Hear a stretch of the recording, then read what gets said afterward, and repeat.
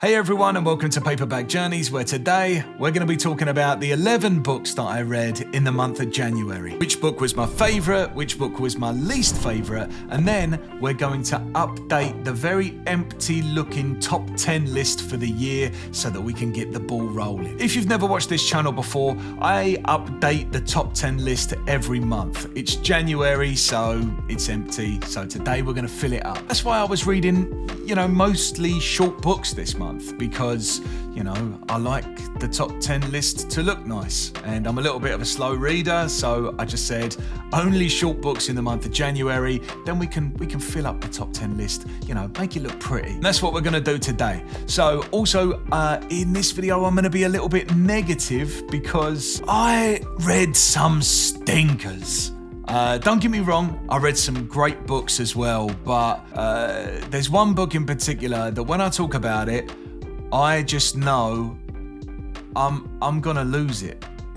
I'm gonna lose it. You're gonna see me lose it in this video, and so I apologize in advance. I'm also going to be giving away a prize for the person who came closest to guessing my book ratings for last month. I'll do that at the end of the video, but anyway, let's get on with it and talk about the first book that I read in the month of January, The Vegetarian by Han Kang. So The Vegetarian is about a woman in South Korea who decides to stop eating meat after she has this disturbing dream. The story is told from three different perspectives. The perspective of her husband, her sister, and her brother-in-law. And each of them treat her like an enigma, like a mystery they can't figure out. Because it's not just that she stopped eating meat, also the dream that she's had has such a profound impact on her that it's changed her entire personality. The whole book is written in this really eerie and unsettling tone. There's always like an undercurrent of tension. And I think what stood out most to me was how much it wasn't really about her giving up meat as it was about the family wanting to control her. The real issue didn't really seem to be that she'd stopped eating meat, but that the family wanted her to eat meat and she wouldn't obey. Like, she's just like, no, I'm not doing it. I'm not doing it. And that caused a lot of tension. One of the themes that really run through the book is about that, like individual versus society, and how standing your ground on something so small and trivial can actually just turn everyone's world upside down on its head. Also, I believe that Korea follows a much more rigid gender roles than what I'd be used to. And so, it's a lot to do with the effect that can have on women that are being raised in this truly like patriarchal society. It was interesting. There's a couple of visually beautiful scenes that I really enjoyed reading. But other than that, I've got to say, I didn't have much fun. It's one of those where I was reading it, and as I was reading it, I was looking at all the other books on my bookshelf that I was really excited to read, and I'm kind of like looking at them longingly, like, and that's never a good sign, is it? Next book that I read was much more my speed. It's An Honest Thief by Fyodor Dostoevsky. This is a tiny little short story, but it was really impactful. I've only read a little bit of Dostoevsky, but he seems to be very empathetic to the lives of the misfortunate and the underrepresented. He writes about them in a way that's very kind, but also, in my opinion, very realistic as well. An Honest Thief is about a man who takes in an alcoholic and he tries to help him out, but this man is just trapped in a cycle of failure that he just can't seem to climb out of. He fails because he drinks, and he drinks because he fails. And I'd say that it's mostly a story about a man who is a victim of his circumstances. He's always having to rely on the kindness of others as he floats around in a kind of like desperate bewilderment. Dostoevsky never ridicules this character or blames him. It's really more about how easy it is to get crushed down by life. And I can't really say too much more without spoilers because, like I say, it is such a short little story. So, if I say anything more, I think it's just better to experience this little thing for yourself. You can read this. It's like a pamphlet. You know what I mean? You can read this in half an hour. I have enjoyed everything that I've read so far from Dostoevsky, and I think it's time now to move on from his short stories onto his novels, and I'd really like to read the Brothers Karamazov at some point in the next couple of months. Next book that I read in the month of January is Sharp Ends by Joe Abercrombie. So this was a little bit of a mixed bag for me, I must admit. It's a collection of short stories that are set in the First Law universe. And people who love the series, I think, will be really happy to see some old names and faces return. Joe Abercrombie loves to do that. He loves to have characters kind of cross over into different stories. This is a bit different because it's just like a collection of little vignettes, where he's like, spend some time with this character and this time, spend some time with that character and that time, and it kind of jumps around. I'm not going to spoil it for you and tell you which characters are in the book, but there were a few who, when I realized that the story was about them, I was over the moon. The good thing about this book is because it's a collection of short stories where you get to spend a little bit of time with this character and a little bit of time with that character, it kind of has the effect of adding colour to the world that we already know and love. And it jumps around in time as well. So some of the events that previously we'd only heard about, we actually get to be there when it happens. So it's basically expanding on the world and fleshing out the characters a little bit more, So when you see this character and you see, oh, they're evil, or this character's a good guy, or this character has a strong sense of justice, you get to see the impactful moments that affected them and made them who they are. And I love that kind of thing. I love character development when it's like fully invested like that. The stories have everything that you would expect from Joe Abercrombie. There's a lot of dark humor, there's some blood and guts and gore, and a little bit of cynicism sprinkled in. Yum. There's a couple of new characters as well, named Chev and I think it's pronounced Yava, and they didn't quite grab me in the same way that Abercrombie's characters usually do.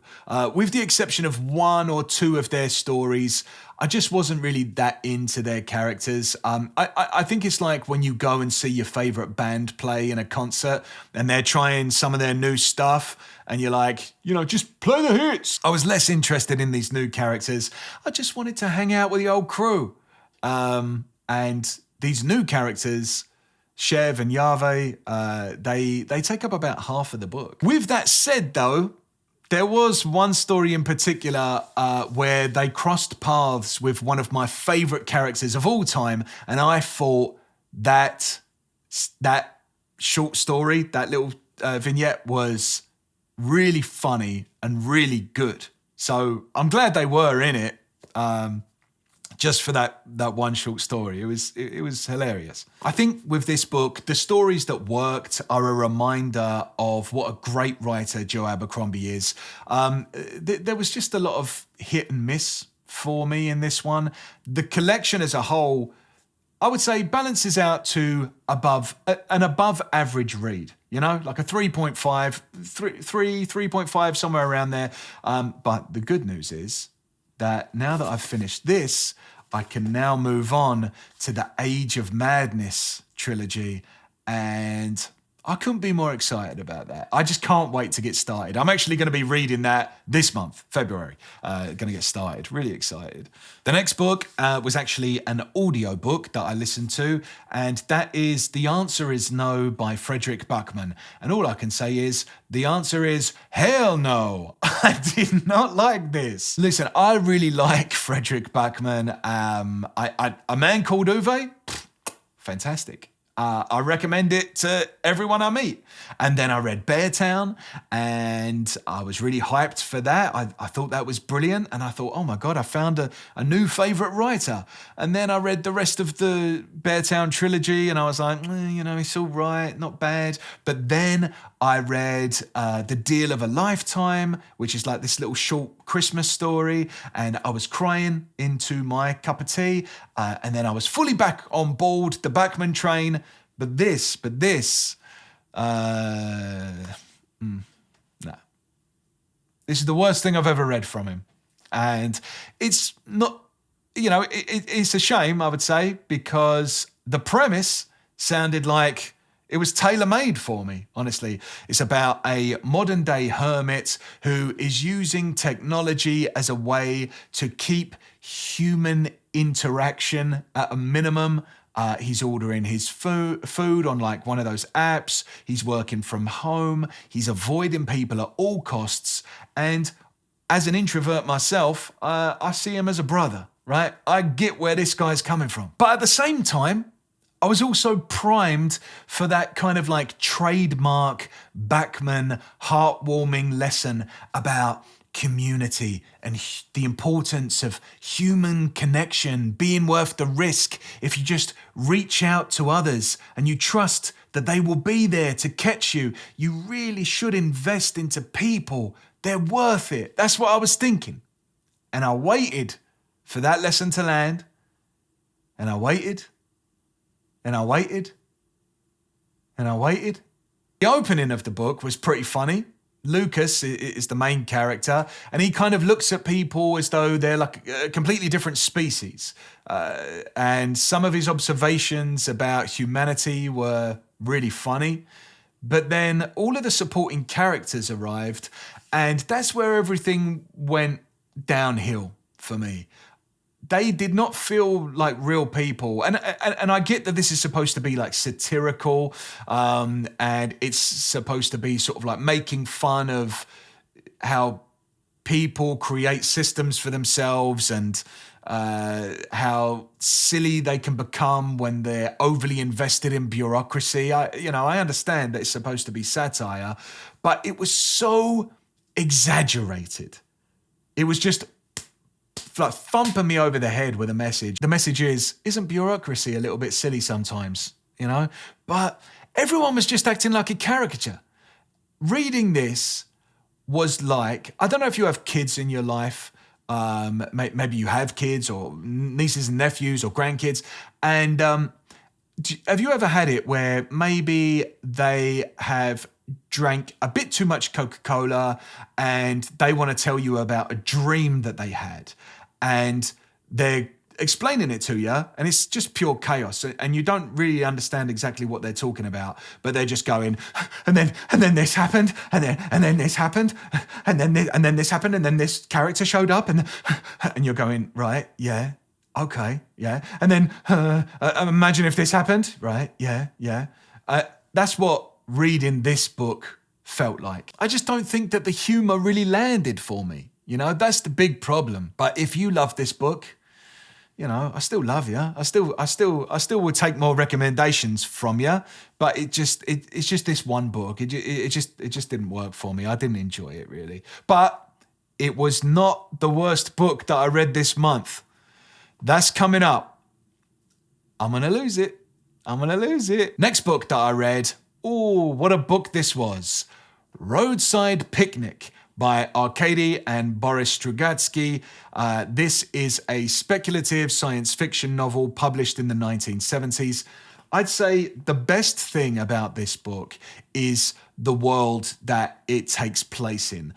It's set in the aftermath of an alien visitation to Earth, and the aliens have now left. So basically they arrived and they just left without communicating with us.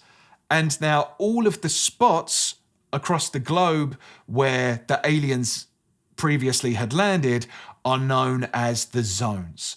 And these zones are filled with strange and hazardous artifacts that kind of defy human understanding. Like their technology, the aliens' technology is so far beyond ours.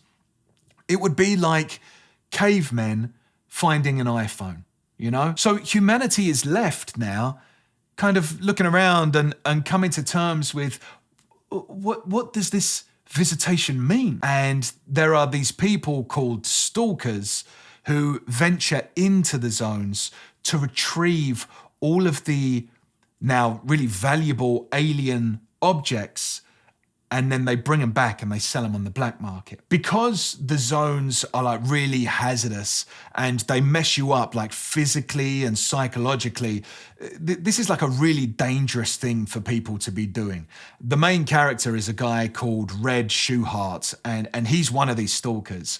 And we just get to experience the world in the wake of these alien visitations through him. Mostly through him. There's a couple of other perspectives, but it's mostly through him. I really loved the concept of this story. It's unlike other First Contact books that I've read, where humanity kind of find themselves at the center of things. Either it's the aliens are reaching out and saying, you know, we've been wanting to contact you for a long time, you know, or they want to come and harvest our resources, or maybe they just want to fight us and conquer us. But in some way, humanity is important to the story. In this book, it seems like the aliens are kind of indifferent to us, and it paints humanity as insignificant in the grand scheme of the universe. And that's sort of like chilling in its own way, isn't it? I mean, we've all been there, right? After a date, you're sitting by the phone and you're like, oh, do you think they're going to text back? Do you think they text back? Maybe I'll send them one more text just to make sure they got the last one. And then your friend goes, they're not into you. They're not into you. Just give it up. They don't like you like that. That's basically how the aliens feel about us. The writing was really atmospheric. I loved it. Every time Red went into the zones, it was really disorienting to read.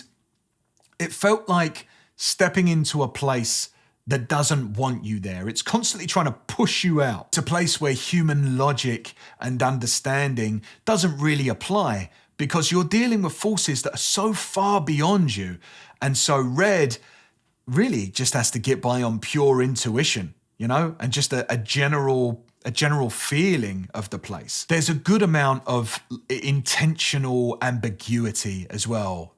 So readers who I think like everything to be very clear with a beginning, a middle, and an end, you might not really like this book very much.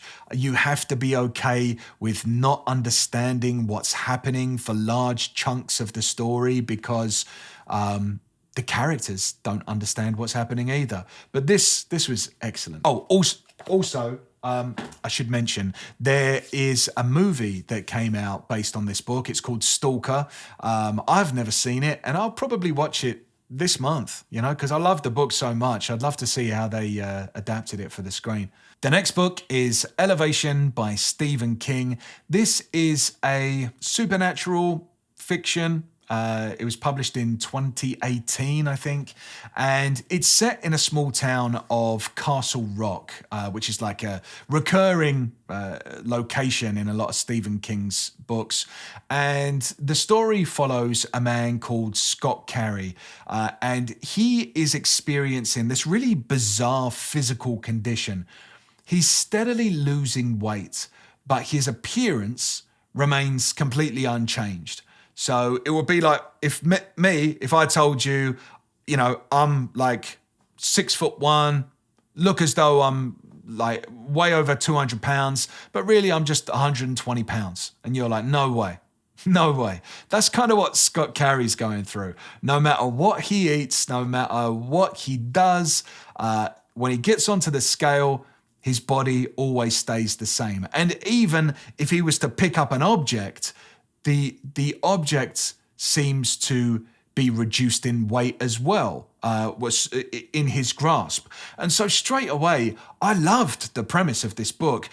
I'm not really into like comic books. I'm not like a Marvel guy, but I kept thinking this condition could easily be lifted from this story and put into a Marvel universe and be like an origin story, you know, this guy who's just weightless. Well, it would be like a cool and useful power. Imagine like picking things up and stuff like that, looking as though you have super strength, but really you don't. But, you know, in this story, it's not, I don't think it's really used in any interesting ways like that.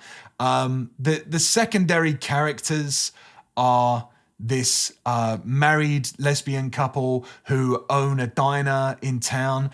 Castle Rock is like a really socially conservative town. And so, you know, they're facing some hard times with the townspeople, a lot of judgment and a lot of bigotry. And I think like this book felt a little bit clumsy in the way that it handles the issues that it's talking about. All of the characters felt like they were just cardboard cutouts of, and like the most generic versions of the characters that they were trying to portray. You've got Scott, like I say, the main character, and he is a good guy who is good. And he bends over backwards to help everyone. And then you've got a doctor who is old and wise. And then you've got the lesbian couple who are nice and victims. And then you've got the townsfolk who are bad and judgmental. And that's it. Me telling you that is basically as though you've already read the book, really, because that's really all there is to it. There's no more depth to anyone beyond their caricature. And this felt, honestly, to me, more like the outline of a book and the outline of a set of characters rather than a story with characters in it, which is especially disappointing from someone like Stephen King, who I usually love reading his books. But normally he's so great at quickly establishing interesting and unique characters. Even the side characters, you know, feel usually well developed. It's just a rare miss for Stephen King in terms of developing characters, I think. It's one of those, I think, where you can say, yeah, I agree with the message of this, but usually you want the message of a book to be carried and delivered to you via an interesting story. And then that way you get a fresh perspective. But this was just like, here's the message, be nice to people. You know, that could have been the book. Stephen King could have just written, hey, imagine if there was this guy that kept losing weight and also you should be nice to people as well. That could be the book. The next book that I read was this little-known fantasy by an up-and-coming writer by the name of J.R.R. Tolkien. It's called The Hobbit. So look out for this one. I think it's going to be big. So this is a book that I hadn't read before, which I know is going to blow some people's minds. Like, you've never read The Hobbit? Yeah, I know. It's crazy. I enjoyed, I got to say, I did not really enjoy the Hobbit movies that much. I thought they were okay. To use a Gen Z term, I thought they were mid. But I really enjoyed, of course, the Lord of the Rings movies. Some of my favorite movies of all time. Incredible. But, you know, I'm planning on reading all of the books this year. And so I wanted to start at the beginning with The Hobbit, obviously. And as I was reading this, I have to admit, I couldn't stop smiling. It's so charming, so light-hearted. It's clear, really, that this book was intended for children, but the way that it's written from the perspective of an omniscient narrator that seems to be like directly communicating with the reader, kind of nudging the reader, like, look at this, what do you think of this kind of thing? It had a way of taking you back to when you were a kid, and maybe you were getting told a story by a parent or grandparent or something like that. It was nice. It was sweet to read. It's just a classic adventure. Bilbo Baggins is living a comfortable life. He's stuffing his face with breakfast and second breakfast, couple of dinners every day, and he's just proud to be known as a hobbit that never does anything unexpected. But of course, Gandalf and the lads come and recruit him to follow them into a big, grand adventure. I think more than anything, this is a book about a place. And it's just basically about Middle-earth. And this little fella who's exploring Middle-earth and going outside of the Shire for the first time, meeting all of these creatures and seeing all of these locations on his journey. And along every stop that they make in the journey, you find yourself in a new location that feels rich with lore and history. And it kind of gives you the sense that if you were to leave the characters of this book and wander off by yourself, you'd stumble into new territories and new creatures that never made the page. It feels like a real living place. There's a few iconic moments where we meet some very well-known characters from the series. I'm not going to spoil anything just in case you haven't read it like me. And for most of this book, also, I listened to it on audiobook, and it was Andy Serkis who voices Gollum in the Lord of the Rings movies. And man, he's just such a good narrator. His voice is perfect for storytelling, very deep, just like he's got a rumble to his voice. It's brilliant. And obviously his character voices are all fantastic as well. One thing I didn't love was the songs. Nah, not for me, mate. I liked the Misty Mountains, right? That was great. That was nice because it told a little story. But the rest of the songs and the poems, it just kept reminding me that this absolutely, definitely is a book for kids. Even as a kid, I think I wouldn't have been into these bloody songs. I didn't like them. There's a song about a spider I could not stand. I was like, oh God, it made me cringe a little bit, honestly. I'm excited to get stuck into the rest of the Lord of the Rings trilogy this year. From what I understand, it's written in a bit more of a complex and mature style when compared to The Hobbit, which I think should make it a bit more engaging for me. But yeah, this was just like a nice, wholesome little read that brought back that childhood sense of wonder, Next book that I read was James by Percival Everett. So I think this is one of those books where the hype around this book, where everyone loved it. Oh my God, it's life-changing. You gotta read this book. It's gonna make you think about your own relationships and your own life, see the people you love in a new way. Too much hype. Too much hype.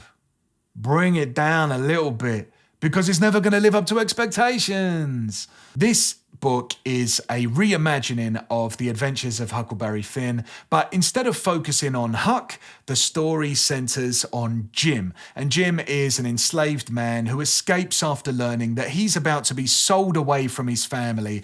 And as he makes his way towards freedom, he ends up bumping into Huck again, and together they travel down the Mississippi River, and Huck is running away from his abusive father. So they're both trying to escape. I was really excited to read this. Don't get me wrong, I did like it, right? I'm not saying I didn't like it. I did like it, but not as much as I thought I would. The concept of retelling a classic piece of American literature from another character's perspective is something that I find really interesting. And I think that it could be applied to so many different books. But in this case, I just liked the idea of it more than the execution, unfortunately. But with that said, there were things about this book that definitely I enjoyed. Like, I really, just like the original Adventures of Huckleberry Finn, I liked the descriptions of the Mississippi River, kind of made the world feel vivid and immersive. I also preferred the relationship between James and Huck in this version than the original. I feel like in the original, in Mark Twain's version, Huck is the brains of the operation and, he's pulling the strings. But in this version, Jim is just kind of like, there's a few occasions where he's just like subtly letting Huck believe that he's calling the shots, while actually it's James who's steering the situation himself. That to me just felt much more realistic. And there are a few moments where we see Huck, not through his own eyes where he's this daring, tricky hero, but through the perspective of an adult that's traveling alongside him. And I felt like those moments made their relationship really endearing. I think my major disappointment was that I didn't come away from this book feeling as though I knew James more than I already did from the original. There were a couple of dream sequences, which I think they were meant to give more insight into Jim as a character. But honestly, they just felt more like lectures from a college professor rather than anything which was introspective. It was kind of like, but how about this idea? But did you ever consider this? There's a lot of back and forth in the dreams. I mean, don't get me wrong, it was interesting, but it didn't make me feel as though I knew James anymore. Overall, I liked it. I gave it 3.5 stars, but going in, I really thought that this had the potential to be a 5-star read. I thought, could it be that I read this and it ends up being my favourite book of the year, even though it's only January, This could happen because people love this book. Yeah. I maybe I should have tempered my expectations a bit more going in. Might have enjoyed it more. This was another audiobook that I listened to in January, and that is The Second Variety by Philip K. Dick. This is a short post-apocalyptic story set in a world that has been brought to the edge of destruction by a nuclear conflict between the United Nations and the Soviet Union. The Soviets seemed to be on the verge of winning, but then the UN created a new kind of weapon. And the weapon that they've created is this self-replicating, self-repairing machine that can improve upon its own design. And these machines are able to evolve and grow more and more deadly as time goes on. And that's basically where the story begins, right? That's where we find ourselves at the beginning of the story, is with the Soviets wanting to sign a peace treaty. And so the UN sends a representative to go and meet with them. But when the representative arrives, they realize just how advanced these machines have become and how they might pose a unique and terrifying danger to everyone involved. My reaction to this book, I think, was that it felt really dated. I can respect it for what it was and for when it was written in the 1950s and the influence that it had on the genre. But reading it in 2025 felt a little bit like, I would think like a kid picking up an old Game Boy, and thinking, this is cool, but I bet it was really great back in the day. It definitely had an impact on the games that came after, but we got PS5s now, That's what reading this book felt like. What I mean by this is that there were moments where the plot was just so obvious to me that I could not understand why the main character couldn't see what was happening. Anyone that reads this in the modern day will understand everything that's happening. We've seen this story in movies and books so many times. So maybe it's just that these plot points are so familiar to us now. But when this was first published, though, maybe these evolving machines were like, oh wow, imagine if machines could evolve, and that's like a brand new concept. But for a modern reader, though, everything just felt so predictable. I always knew what was coming next. And also, what was kind of weirder about it is that I thought and I assumed that the protagonist understood everything as well, until I realized, as I read on, no, wait, the protagonist doesn't see what's happening here. So yeah, it's really unusual to read in 2025. The dialogue also felt a little bit dated, but I can acknowledge that for its time, it was probably fitting. That said though, I tend to base things on my level of enjoyment rather than the impact that they've had on the genre or how important they were at the time. I try not to take that too much into account when rating a book, you know? And unfortunately, this book was rated M for meh. The next book that I read, I read a lot of books. The next book that I read is The Heart in Winter by Kevin Barry. Now this is another book that saved January's reading for me. I originally picked up this book because it was Anthony Jeselnik's favorite book of 2024. And when someone tells me their number one favorite, I almost always pick it up. And I'm really glad that I did. I would describe this book as a gritty romance novel. It's set in the 1800s in the town of, forgive me if I'm pronouncing this wrong, Butte, Montana. The writer, Kevin Barry, describes this book as a Western with an Irish accent. The two protagonists are Tom Rourke. He is an Irish immigrant who works as a photographer's assistant by day and sings and recites poetry in the bars by night before just getting blackout drunk. And then you've got Polly Gillespie, who is a woman, a married woman who's trying to escape her past. She's now married a man out of convenience as she tries to turn her life around and just go down the straight and narrow. And the two of them meet and they feel an instant and intense connection with each other, and they quickly fall in love. None of what I'm going to tell you is spoilers, by the way. This is just the premise of the book. So Tom is in debt and he feels lost. And, you know, he's just going from bar to bar, getting drunk. He's got no direction in his life. And then you've got Polly, and she's in a marriage where she doesn't love or even like the guy at all. And so they say, do you know what? Let's go. Let's get out of here. And then they flee this cold mine in town and they head west to find their own happiness where nobody knows them. But as they travel through the wilderness and they're sort of like trying to survive the elements, they're pursued by the people trying to hunt them down and bring them back to their old life. I don't really read that much romance, but this is the exact kind of romance that I love. It's filled with interesting and fleshed out characters. They feel at the same time somehow totally familiar but completely bizarre.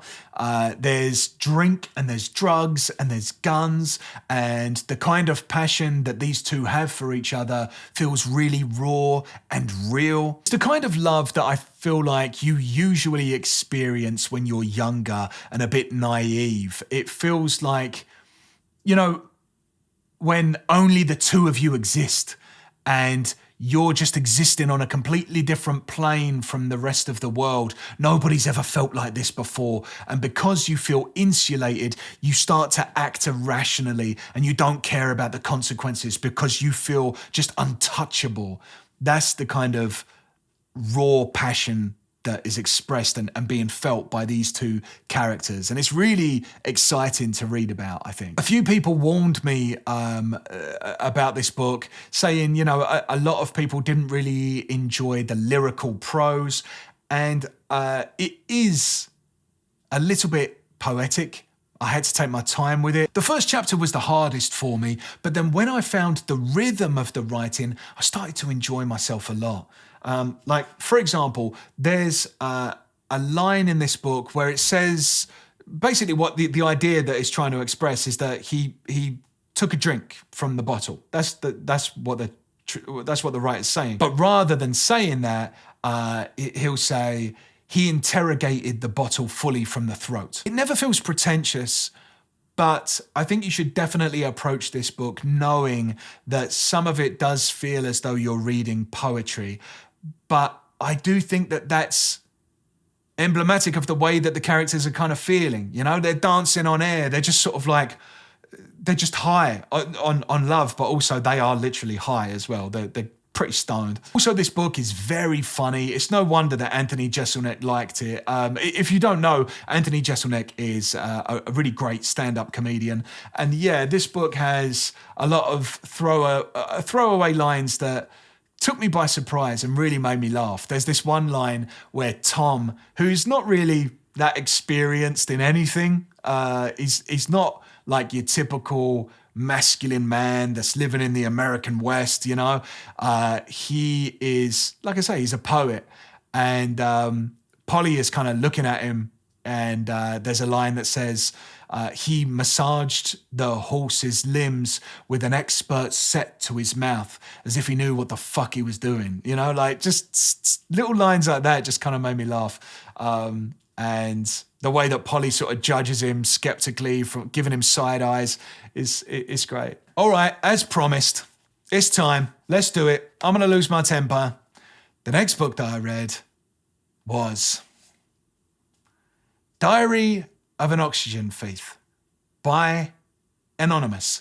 And I know why you want to remain anonymous writing this. First off, I don't know if this qualifies as the Mandela effect, but I could have sworn I saw with my own eyes that this book was rated on Goodreads as like a 4.5 stars or something. I remember seeing that. Like, and I watched my last video, and in my last video, I even said it has a surprisingly high rating on Goodreads. I saw it. And yet, after reading this piece of garbage, I checked Goodreads again, and I don't know what happened. I feel like I've been pranked. And I'll tell you who I feel most deceived by. BookTok. You tricked me again with this. You tricked me again. Look, I don't like to talk bad about that app, right? There's some really great bookish TikTokers out there with really great taste in books, but there's also a handful of people who I think they're actively trying to mess with me. I was assured that this book would mess with my head, leave a stain on my soul, unsettle me to my core, you know? And I was up for all that. Even Goodreads, the reviews, in a way, sort of played into it, even the negative reviews, because everyone who didn't like this book was saying things like, oh, you know, it's so disgusting, and the main character is so unbearable. He made my skin crawl. And listen, they're absolutely right. This bloke is a dick. But I've read lots of books where the protagonist is a narcissist or evil, and that is not a deal breaker for me. I was thinking about books like The Wasp Factory and The Picture of Dorian Gray and Lolita and American Psycho and all these books. Reading them is interesting, even though you don't like the character, because waiting to see their downfall and just being desperate to see what happens next, that is interesting. So all the people that were saying that, I was like, well, this is fine. Yeah, I don't care if he's a bad guy. But what nobody said, what nobody seemed to mention about this book is the only unforgivable aspect. It's boring. It's boring. I'm telling you, half of this book seems to be about business travel and the marketing projects that the main character is working on. He's self-obsessed, yeah, but not in an interesting way, in a way where you would just absolutely dread to be stuck next to him on a flight because he'd never shut up about his job. On the back of the book, right, the author compares the main character in this book to Holden Caulfield. Cheeky monkey. Cheeky. Yeah, he's like Holden Caulfield if he never had an original thought and he was a middle-aged oaf who didn't like women. We got enough of them. We got enough of them in the world, you know. You go to any Cracker Barrel and you're gonna make 10 of these guys. And by the way, I'm not having a go at Cracker Barrel. I like the food, right? But you know what I'm saying. The book goes nowhere. There's no plot. Some scenes are so dull that I wouldn't be. Do you know what? Right? This is my secret theory.